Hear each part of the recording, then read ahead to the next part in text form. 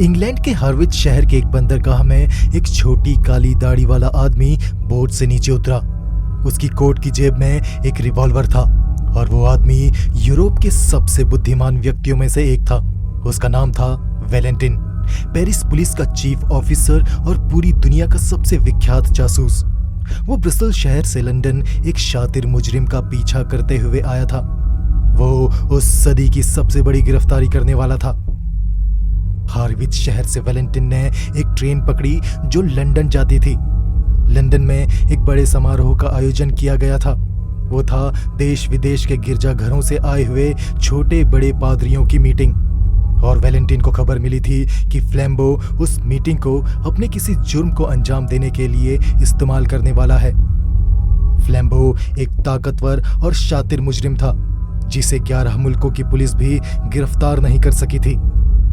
जानता हूं ये डायलॉग आपको कुछ सुना सुना सा लग रहा होगा, पर क्या करूं, फ्लैम्बो किसी डॉन से कम भी नहीं था। वो हमेशा ही पुलिस को चकमा देकर भाग जाया करता था। एक बार लंदन के एक सड़क में पुलिस ने फ्लैम्बो को घेर लिया था और उसे गिरफ्तार भी कर लिया था, मगर फ्लैम्बो ने एक पुलिस ऑफिसर की पिस्तौल छीनकर उसकी कनपट्टी में रखी और उस ऑफिसर को बंधक बनाकर वहां से फरार हो गया। मगर वैलेंटिन ने फ्लैम्बो को कैसे ढूंढा, ये एक सोचने वाली बात है। एक खास चीज थी जिसने फ्लैम्बो को ढूंढने में वैलेंटिन की मदद की। वो कपड़े बदल लेता, अपने बालों की बनावट बदल लेता, चेहरा भी बदल लेता, मगर एक खास चीज थी जिसे वो कभी नहीं छुपा पाता था, और वो था उसका कद। वो एक ऊंची कद काठी वाला आदमी था। इसलिए वैलेंटिन को यकीन था कि फ्लैम्बो उस बोट में नहीं था जिससे वो उतरा था। उसे यह भी यकीन था कि जिस ट्रेन से वो हार्विच से लंदन आया था उसमें भी फ्लैम्बो नहीं चढ़ा। उस ट्रेन में वैलेंटिन के अलावा सिर्फ 6 और लोग थे। एक छोटा रेलवे का आदमी, 2 छोटे कद के किसान, 2 स्कूल के बच्चे और एक छोटे कद का प्रीस्ट जो एक छोटे से गांव से लंदन जा रहा था। उसका नाम था फादर ब्राउन। जब वैलेंटिन ने उस छोटे कद वाले प्रीस्ट को देखा तो उसकी हंसी छूट गई। उस प्रीस्ट का चेहरा एकदम गोल था। उसके सिर में एक छोटी सी गोल टोपी थी। उसके हाथ में कुछ पार्सल्स थे जिन्हें संभालने में उसे दिक्कत हो रही थी, और एक बड़ी सी छाता जो बार बार उसके हाथ से गिरी जा रही थी। उस दिन कई प्रीस्ट्स लंदन आने वाले थे क्योंकि समारोह में सबको न्योता भेजा गया था। तो छोटे छोटे गांव से भी प्रीस्ट आ रहे थे, और ये छोटे कद वाला प्रीस्ट ट्रेन में बैठे बाकी मुसाफिरों को समझा रहा था कि वो क्यों अपने पार्सल्स को लेके इतना सावधान है, क्योंकि उसके पास कुछ ऐसा है जो असली चांदी और बेशकीमती ब्लू डायमंड्स का बना हुआ है। वो छोटे कद का प्रीस्ट लंदन के स्ट्रैटफोर्ड शहर में ट्रेन से नीचे उतरा। उसने अपने सभी पार्सल्स को प्लेटफॉर्म में रखा और ट्रेन में वापस चढ़ा क्योंकि उसकी छाता ट्रेन में ही रह गई थी। तब वैलेंटिन ने उस प्रीस्ट को समझाया कि वो किसी को भी उन पार्सल्स में रखी कीमती चीजों के बारे में नहीं बताए, खासकर उन ब्लू डायमंड्स के बारे में। वैलेंटिन की नजर सिर्फ उन लोगों पर थी जो कम से कम 6.5 फीट लंबे हों, क्योंकि फ्लैम्बो का कद लगभग इतना ही था। वैलेंटिन सेंट्रल लंदन में ट्रेन से नीचे उतरा और उसके बाद वो नजदीकी पुलिस स्टेशन गया और वहां जाके अपने वहां होने की खबर दी और कहा कि जरूरत पड़ने पर वो पुलिस से भी मदद मांगेगा। और फिर वहां से निकलकर वो एक लंबी वॉक पे निकल पड़ा। कुछ देर चलने के बाद वो अचानक से रुका। उसने देखा वो एक शांत चौराहे पर खड़ा था। वहां पर ज्यादा लोग नहीं थे।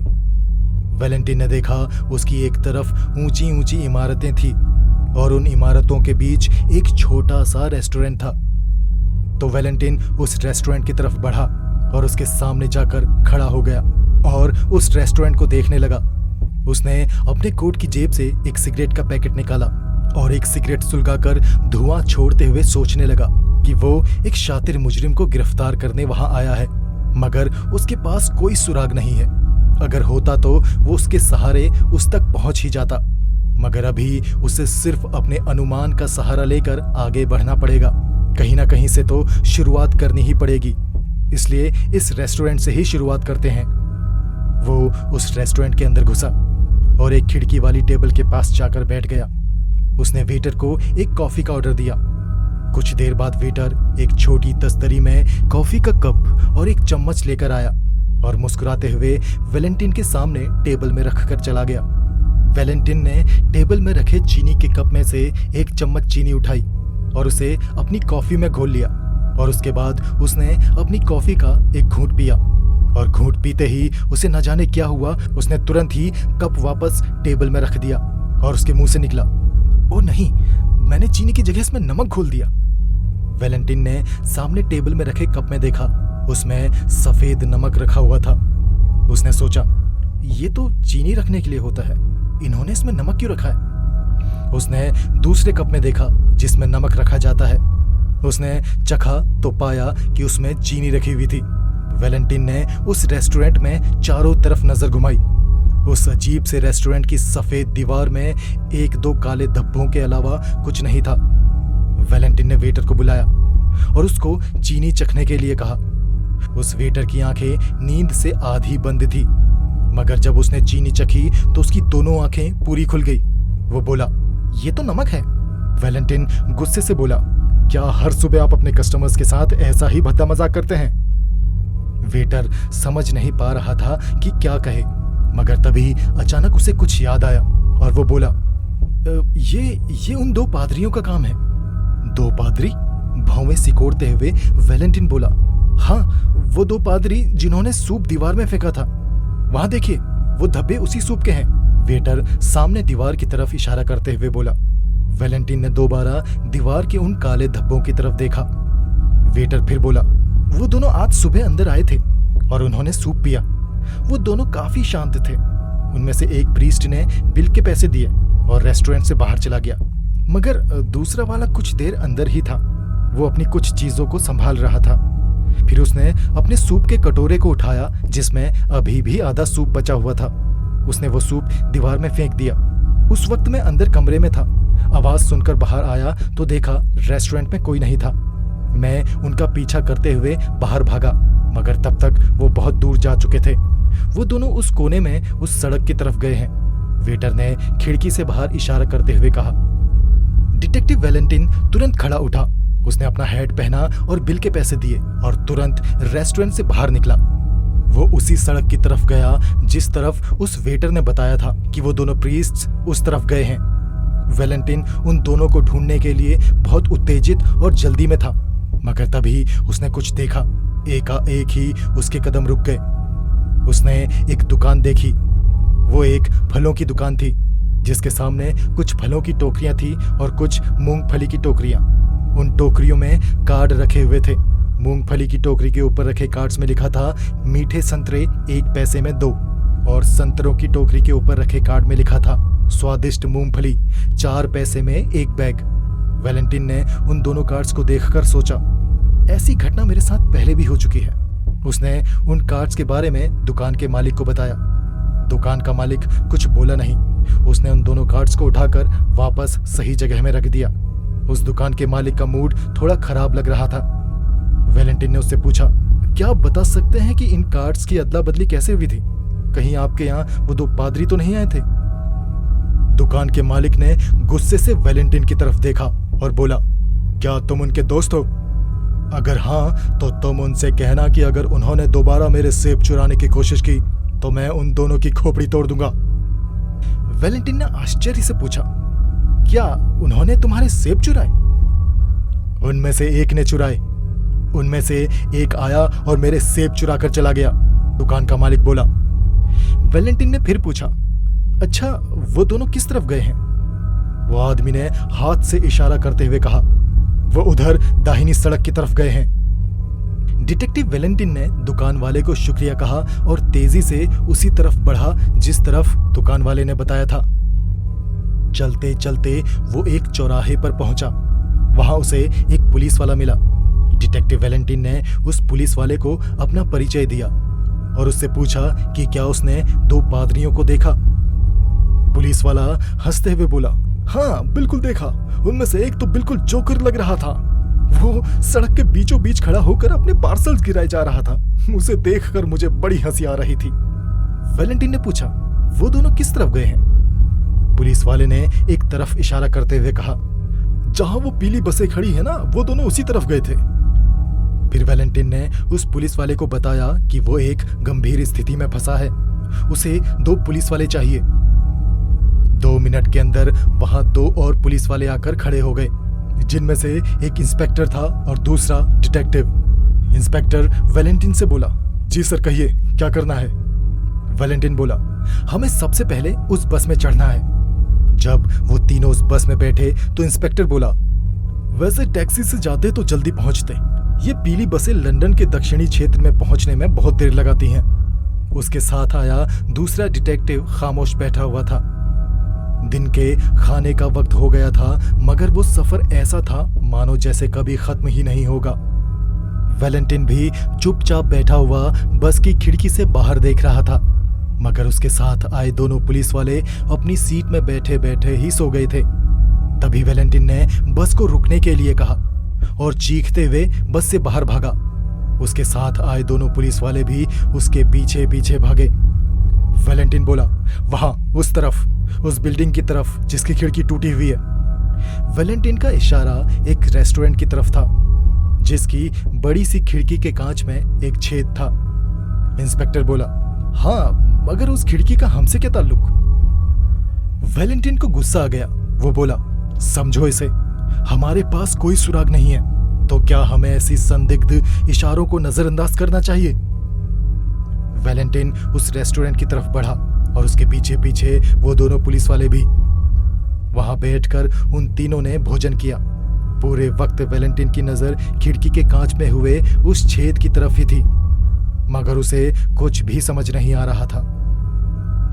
खाने का बिल चुकाते वक्त उसने वेटर से कहा, आपकी खिड़की का कांच टूटा हुआ है। जी सर, वेटर बोला, आज बड़ी अजीब बात हुई सर। वैलेंटिन बोला, अजीब बात, बताओ क्या हुआ था। वेटर बोला, आज 2 प्रीस्ट आए थे सर। वो 2 विदेशी प्रीस्ट थे जो अभी भी इसी शहर में हैं। उन्होंने यहाँ सस्ता और थोड़ा ही भोजन किया। उनमें से एक ने खाने का पैसा दिया और बाहर चला गया, और दूसरा उसके पीछे जाने ही वाला था कि तभी मैंने गौर किया और उस आदमी से कहा जो दरवाजे से बाहर निकलने ही वाला था, रुकिए सर, आपने ज्यादा पैसे दे दिए हैं। मैंने उसे दिखाने के लिए बिल उठाया, मगर जैसे ही मैंने बिल देखा तो मुझे बड़ा ही आश्चर्य हुआ। आश्चर्य, क्या मतलब है तुम्हारा? वैलेंटिन बोला। तो वेटर ने बताया, उन दोनों के खाने का बिल हुआ था सिर्फ 4 पाउंड। मैंने बिल में भी उतना ही लिखा था, मगर जब मैंने बिल देखा तो उसमें 4 की जगह 14 पाउंड लिखा हुआ था। तो उसके बाद क्या हुआ? वैलेंटिन ने जिज्ञासापूर्ण पूछा। तो वेटर ने बताया, उस दूसरे प्रीस्ट ने जो दरवाजे पर खड़ा था, उसने कहा कि बाकी का पैसा खिड़की को रिपेयर करने के लिए है। मैंने आश्चर्य से कहा, खिड़की? कौन सी खिड़की? तो वो प्रीस्ट बोला, वो खिड़की जिसे मैं तोड़ने वाला हूं। और इतना कह के उस प्रीस्ट ने अपनी छाता उठाई और उसकी नोक से खिड़की के कांच में एक छेद कर दिया और वहां से भाग गया। मैं उसके पीछे भागा, मगर वो उस बुलक स्ट्रीट की तरफ इतनी तेजी से भागा कि मैं उसे पकड़ ना सका। वेटर ने अपनी बात खत्म की। अब वैलेंटिन भी उस रेस्टोरेंट से बाहर निकलकर बुलक स्ट्रीट की तरफ भागा और उसके पीछे पीछे वो 2 पुलिस वाले भी भागे। भागते भागते वो तीनों एक संकरी अंधेरी गलियों में पहुंच गए। कुछ देर भटकने के बाद अचानक से वैलेंटिन के कदम रुके। वो तीनों एक छोटी सी मिठाई की दुकान के सामने खड़े थे। वैलेंटिन उस दुकान के अंदर घुसा और उसने कुछ चॉकलेट्स खरीदी, और फिर वो उस दुकान को संभालने वाली महिला से कुछ पूछने ही वाला था कि उस महिला ने वैलेंटिन के पीछे खड़े पुलिस वाले को देखा और बोली, ऑफिसर, अगर आप उस पार्सल के लिए आए हैं तो मैं आपको बता दूं कि वो मैंने पहले ही पोस्ट कर दिया है। पार्सल? वैलेंटाइन आश्चर्य से बोला। वो औरत बोली, हाँ पार्सल, वो पार्सल जो एक प्रीस्ट ने यहाँ छोड़ा था। वैलेंटिन उत्तेजित होकर बोला, पूरी बात बताएं, क्या हुआ था? वो औरत बोली, वो करीब आधा घंटा पहले यहाँ आए थे। उन्होंने कुछ चॉकलेट्स खरीदी और फिर वो दोनों हेम्पस्टेड पार्क की तरफ चले गए। कुछ मिनट के बाद उनमें से एक प्रीस्ट दौड़कर वापस आया और बोला, क्या मैंने यहाँ कोई पार्सल छोड़ा? मैंने चारों तरफ देखा, मगर वहां कोई पार्सल नहीं था। तो वो प्रीस्ट बोला, अब कोई बात नहीं, अगर आपको वो पार्सल मिले तो कृपया करके इस पते पर भेज दें। उस प्रीस्ट ने मुझे एक पता दिया जिस पे मुझे वो पार्सल पोस्ट करना था और मुझे 1 पाउंड भी दिया। पर उसके जाने के बाद मैंने फिर से आसपास अच्छे से देखा तो मुझे एक पार्सल मिला। तो मैंने उसे उसके बताए पते पर पोस्ट कर दिया। मुझे वो पता तो याद नहीं, मगर इतना याद है कि वो वेस्टमिंस्टर में कहीं है। उस औरत ने अपनी बात खत्म की। वैलेंटिन ने पूछा, क्या हेम्पस्टेड पार्क यहीं आसपास ही है? वो औरत बोली, हाँ, यहाँ से सीधा जाएंगे तो वहां पहुंचने में 15 मिनट लगेंगे। वैलेंटिन तुरंत उस मिठाई की दुकान से बाहर निकला और हेम्पस्टेड पार्क की तरफ भागने लगा। बाकी दोनों भी उसके पीछे पीछे भागने लगे। जिस सड़क से वो गुजर रहे थे, अब उस सड़क को बड़ी बड़ी इमारतों की परछाई ने ढक लिया था और धीरे धीरे अंधेरा घिरने लगा था। कुछ देर चलने के बाद वो तीनों एक खुले मैदान में पहुंचे, जहां चारों तरफ हरी हरी घास, हरे भरे पेड़ और एक तालाब था। वैलेंटिन ने कुछ दूरी पर काले कपड़े पहने 2 आदमी देखे। ये वही थे जिनके पीछे वैलेंटाइन पड़ा हुआ था। वो अभी काफी दूर थे, मगर वैलेंटाइन साफ तरह से देख सकता था कि उनमें से एक आदमी दूसरे आदमी से कद में काफी छोटा था और दूसरा आदमी कम से कम 6.5 फीट का था। वैलेंटिन तेजी से उनके पास पहुंचा और कुछ ऐसा देखा जिससे वो आश्चर्यचकित हो गया।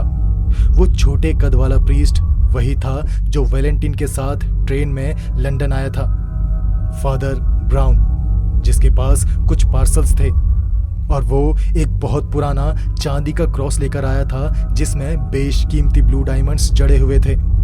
वो उस क्रॉस को उन विदेशी प्रीस्ट्स को दिखाने लाया था जो उस लंदन की मीटिंग में शामिल होने वाले थे। और इसमें कोई हैरानी की बात नहीं थी कि फ्लैम्बो, जिसने एक प्रीस्ट का भेष धरा हुआ था, वो एक सीधे सादे प्रीस्ट को अपने साथ हेम्पस्टेड पार्क ले आया था। पर जो वैलेंटिन नहीं समझ पाया था वो थे वो सुराग जिसकी मदद से वैलेंटिन वहां तक पहुंचा था। दीवार में सूप, मूंगफली को संतरे, संतरों को मूंगफली और टूटी हुई खिड़की का कांच, आखिर उन सब का क्या मतलब था? वैलेंटिन ने कुछ देर उन दोनों प्रीस्ट्स का पीछा किया, मगर चलते चलते कुछ पलों के लिए वो दोनों घने पेड़ों की झुरमुट में कहीं गुम हो गए। मगर जब वैलेंटिन ने उन दोनों को ढूंढा तब वो दोनों एक बेंच पर बैठे किसी खास चीज के ऊपर बहस कर रहे थे। वैलेंटिन और उसके साथ आए उसके दोनों साथी एक पेड़ के पीछे छुपकर उन दोनों प्रीस्ट्स की बातें सुन रहे थे। तभी वैलेंटिन और बाकी दोनों पुलिस वालों ने उन दोनों की बातें सुनी। तब वैलेंटिन को बड़ा आश्चर्य हुआ। वो दोनों प्रीस्ट चर्च और ईश्वर की बातें कर रहे थे। उनकी बातों से जरा भी नहीं लग रहा था कि वो दोनों अपने किसी नापाक मंसूबों को अंजाम देने के लिए वहां आए हों, बल्कि उन दोनों की बातों से यही लग रहा था कि वो दोनों ईश्वर को मानने वाले सच्चे प्रीस्ट हैं। वैलेंटिन के पीछे खड़े उसके साथ आए दोनों पुलिस वाले वैलेंटिन पर हंस रहे थे और एक ने दूसरे के कान में फुसफुसाया, इतना दूर हम दोनों इन पादरियों के प्रवचन सुनने आए हैं। वैलेंटिन निराश होकर वहां से जाने लगा। तभी छोटे कद वाले फादर ब्राउन आसमान की तरफ देखकर बोले, देखो उन सितारों को जो आसमान में हीरे जवाहरातों की तरह चमक रहे हैं। मगर उस रहस्यमय दुनिया में भी परमेश्वर के ही नियम चलते हैं। वैलेंटिन जाने ही वाला था कि उसके कानों में उस लंबे कद वाले प्रीस्ट की एक बात पड़ी और वो रुक गया। वो लंबे कद वाला प्रीस्ट बोला, सितारों की इस दुनिया के रहस्य मुझे नहीं समझने। मुझे तो बस वो हीरो से जड़ा हुआ चांदी का क्रॉस चाहिए जो तुम्हारे पास है। फिर वो आराम से बोला, देखो ब्राउन, तुम यहां पर एकदम अकेले और निहत्थे हो। मैं तुम्हें आसानी से मार सकता हूं। फादर ब्राउन अभी भी आसमान की तरफ उन चमकते सितारों को ही देख रहे थे जिनके बारे में अभी अभी उन्होंने एक डायलॉग मारा था। मगर उस लंबे कद वाले प्रीस्ट की बात सुनकर उनके चेहरे के भाव बदल गए। वो लंबे कद वाला प्रीस्ट बोला, तुम्हारे चेहरे के ये डर वाले भाव बता रहे हैं कि तुम मुझे पहचान गए हो। हाँ, मैं फ्लैम्बो हूँ, मशहूर शातिर क्रिमिनल फ्लैम्बो।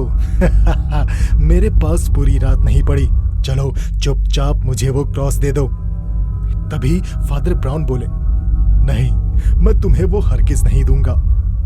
छोटे से कद वाले फादर ब्राउन की बात सुनकर फ्लैम्बो की हंसी छूट गई। अब छुटके, मैं सिर्फ एक्टिंग कर रहा था। तुम्हारा वो चांदी का क्रॉस मेरी ही जेब में है।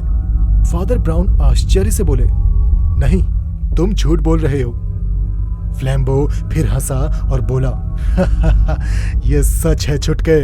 मैं जानता था कि तुमने वो हीरो से जड़ा हुआ क्रॉस किसी पार्सल में रखा था, इसलिए मैंने वैसा ही एक हूबहू पार्सल बनाया। और इस वक्त तुम्हारे पास नकली पार्सल है और मेरे पास असली पार्सल। तुम्हें बेवकूफ बनाना बहुत आसान है। लेकिन इस बार फादर ब्राउन के चेहरे में कोई भाव नहीं थे। वो निश्चिंत होकर बोले, हाँ, बहुत आसान रहा होगा तुम्हारे लिए। मुझे याद है, बहुत साल पहले एक आदमी तुम्हारी ही तरह नकली पार्सल बनाया करता था। तुम्हें देखकर मुझे उसकी याद आई थी और तभी से मेरी शक की निगाहें तुम पर टिकी हुई थी। फ्लैम्बो आश्चर्य से बोला, शक?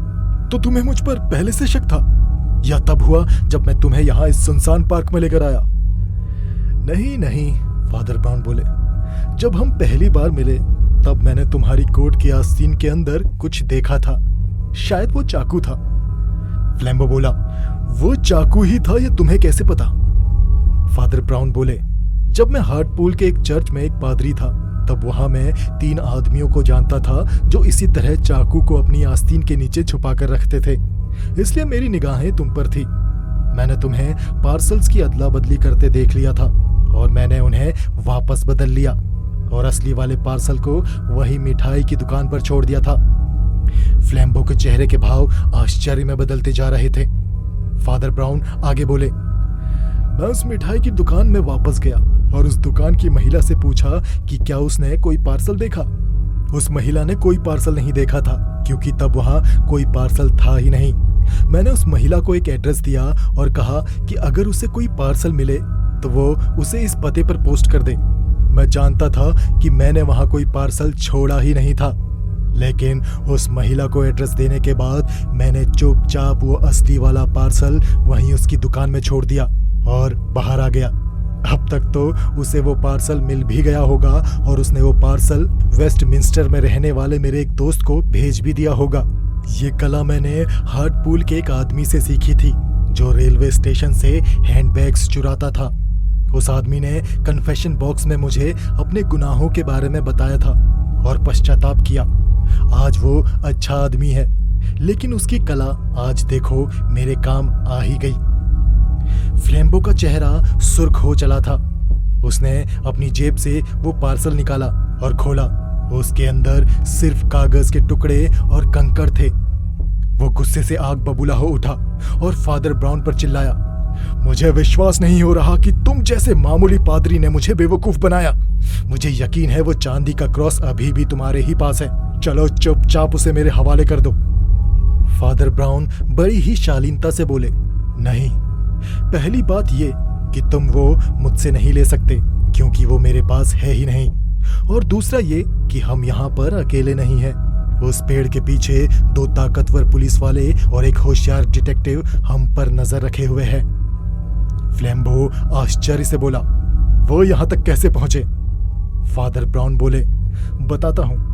मुझे पक्का यकीन नहीं था कि तुम चोर हो, इसलिए मैंने कुछ हथकंडे अपनाए। जब हम एक होटल में कॉफी पी रहे थे तब मैंने चीनी के बर्तन में नमक डाल दिया था। अगर किसी की कॉफी में नमक डाला जाए तो वो शिकायत करता है, मगर तुम चुप थे।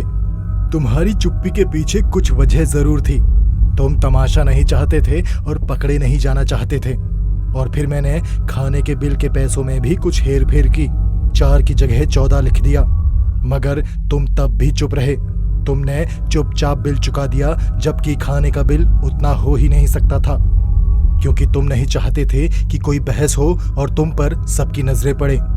फ्लैम्बो चुपचाप खड़ा फादर ब्राउन को सुन रहा था। फादर ब्राउन आगे बोले, मैं चाहता था कि पुलिस हमारा पीछा करते करते हम तक पहुंचे, इसलिए मैंने हर जगह कुछ न कुछ ऐसा किया जिससे लोग हमारे बारे में बोलें और पुलिस को खबर मिलती रहे कि हम किस तरफ गए हैं। वो दीवार में सूप का दाग छोड़ना, फलों की दुकान से सेब चुराना और एक रेस्टोरेंट की खिड़की का कांच तोड़ना, ये सब करके मैंने उस चांदी के क्रॉस को चोरी होने से बचा लिया। फ्लैम्बो आश्चर्य से उस मामूली से दिखने वाले छोटे कद के प्रीस्ट को ऊपर से नीचे तक देखकर बोला, तुम्हें ये सारी चालाकियां कहां से आई? फादर ब्राउन हल्की सी मुस्कान के साथ बोले, मैं एक सीधा साधा प्रीस्ट हूं। कन्फेशन बॉक्स में कई लोग अपने जुर्म की कहानियां बयान करते हैं। उन्हीं कहानियों को सुनकर मैंने ये सब सीखा है। फ्लैम्बो के हाथ कुछ न लगा तो वो गुस्से से भर गया और फादर ब्राउन को नुकसान पहुंचाने के लिए उसने चाकू हवा में लहराया और फादर ब्राउन की तरफ लपका। तभी पेड़ के पीछे छुपे दोनों पुलिस वाले और डिटेक्टिव वैलेंटिन फ्लैम्बो के ऊपर कूद पड़े और उन्होंने उसे गिरफ्तार कर लिया। दोस्तों, अगर आपको ये कहानी अच्छी लगी तो इसे लाइक करें और चैनल सब्सक्राइब नहीं किया तो कृपया करके चैनल सब्सक्राइब कर लें। मेरे चैनल में कई और दूसरी दिलचस्प कहानियां भी हैं, उन्हें भी जरूर सुनें। इस कहानी को और मुझे यहाँ तक सुनने के लिए आपका धन्यवाद।